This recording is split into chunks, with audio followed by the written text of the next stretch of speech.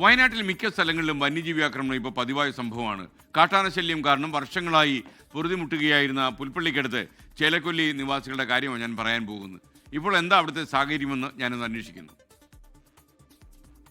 രാവെന്നോ പകലെന്നോ വ്യത്യാസമില്ലാതെ വന്യമൃഗങ്ങൾ ഇറങ്ങിയിരുന്ന സ്ഥലം, കാട്ടാനാക്രമണത്തിൽ ഒരു ജീവൻ പൊലിഞ്ഞ ദേശം, അതായിരുന്നു ചേലക്കൊല്ലി.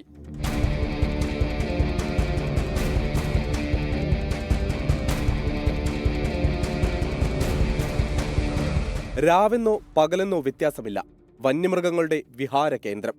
കാട്ടാനിറങ്ങി കൃഷി നശിപ്പിക്കുന്നതും റോഡിൽ മാർഗതടസ്സം സൃഷ്ടിക്കുന്നതും സ്ഥിരം കാഴ്ച. കാട്ടാന പ്രദേശവാസിയെ ചവിട്ടിക്കൊന്നതും നാട്ടുകാർ ഇപ്പോഴും ഓർക്കുന്നു.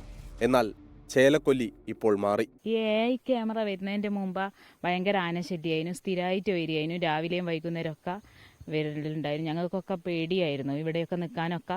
ഇപ്പം ഇത് വന്നതിൻ്റെ ശേഷം ഒരു ആനയില്ല, ഒന്നുമില്ല, ജീവികളൊന്നും ഇതിനെ മറികടന്ന് വരല്ല. ഇതിപ്പോൾ ഒരു വർഷമായി ഇതിൻ്റെ ഇത് കഴിഞ്ഞിട്ട്.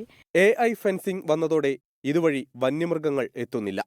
ശക്തിയും ബുദ്ധിയും കൂട്ടിയിണക്കി നിർമ്മിച്ചിട്ടുള്ള ഈ സ്മാർട്ട് ഫെൻസിങ്ങിനെ ആനയ്ക്ക് പോലും മറികടക്കാനായിട്ടില്ല. വന്യമൃഗങ്ങൾ ഫെൻസിങ്ങിന്റെ 100 മീറ്റർ അടുത്തെത്തിയാൽ AI സംവിധാനം പ്രവർത്തിച്ചു തുടങ്ങും. വന്യമൃഗങ്ങളുടെ സാന്നിധ്യത്തെക്കുറിച്ച് തൊട്ടടുത്ത ഫോറസ്റ്റ് സ്റ്റേഷൻ RRT യൂണിറ്റ് മുതൽ തിരുവനന്തപുരത്തെ വനം വകുപ്പിന്റെ ഉന്നത ഓഫീസിൽ വരെ വിവരം ലഭിക്കും. ക്യാമറയിൽ നിന്നുള്ള ലൈവ് ദൃശ്യങ്ങളും ഇവിടേക്ക് ലഭിക്കും. അപായ മുന്നറിയിപ്പായി അലാം, ലൈറ്റുകൾ എന്നിവയും പ്രവർത്തിച്ചു തുടങ്ങും.